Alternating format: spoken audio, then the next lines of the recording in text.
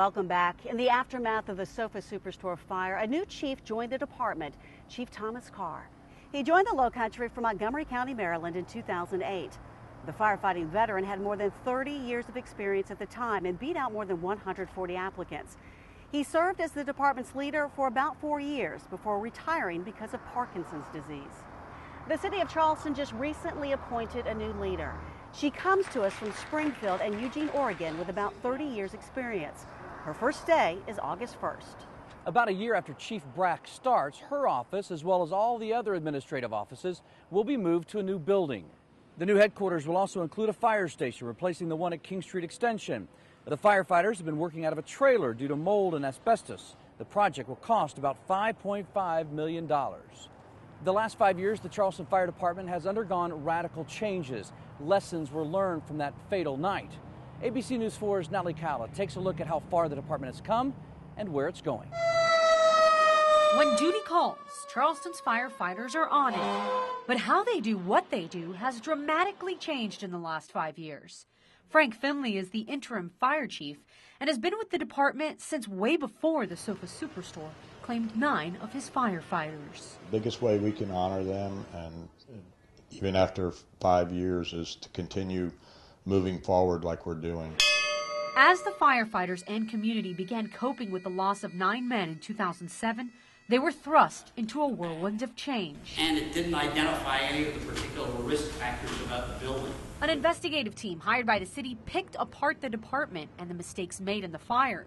It included a long list of changes, including new uniforms, new equipment, and a higher standard of training. It's hard to believe. And some of the stuff that was on that list will constantly be ongoing forever.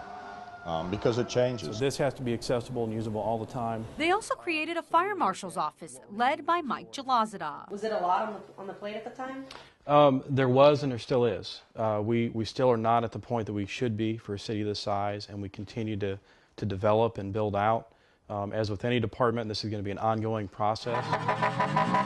And while the department has overcome many hurdles and raised the bar, some say there's one major aspect still left undone. There was no acknowledgement that the city of Charleston itself was responsible, not for the fire, but for the loss of lives. Andy Savage is a defense attorney. He represented the owner of the Sofa Superstore during the suits brought by the families. But most recently, he was approached by one of the families. They came to me because they wanted to know what was done to protect the city of Charleston firemen from any future Holocaust like took place that night.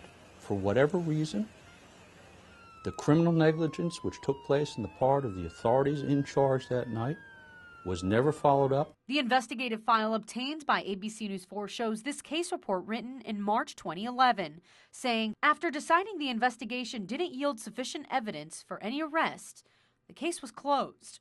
Chief Greg Mullen said in a statement to us that all federal and state reviewing agencies determined that no criminal charges were warranted, and goes on to say that the solicitor's office even re-examined the case, saying over and over again the conclusions were the same. 5 years has passed. Nobody wants to stir that up today. Nobody wants to go back and tear the scab on this fire.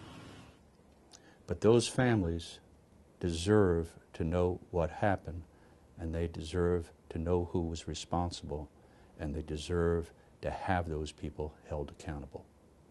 That still hasn't been done. And Savage says there's no telling if it ever will.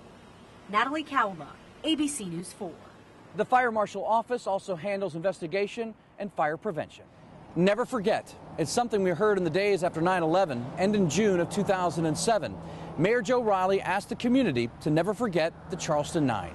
The mayor and city leaders have made it their mission to remind us. Every year since that fatal night, the city has honored the fallen with a ceremony at the site. Mayor Riley says the sacrifice of the Charleston 9 is etched in the city's history. I think about them every day and certainly every night.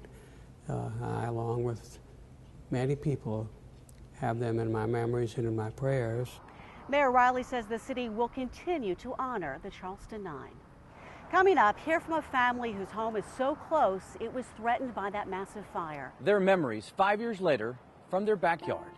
We should never forget those firefighters. We should never forget what those families went through. And we should always remember that things can be improved.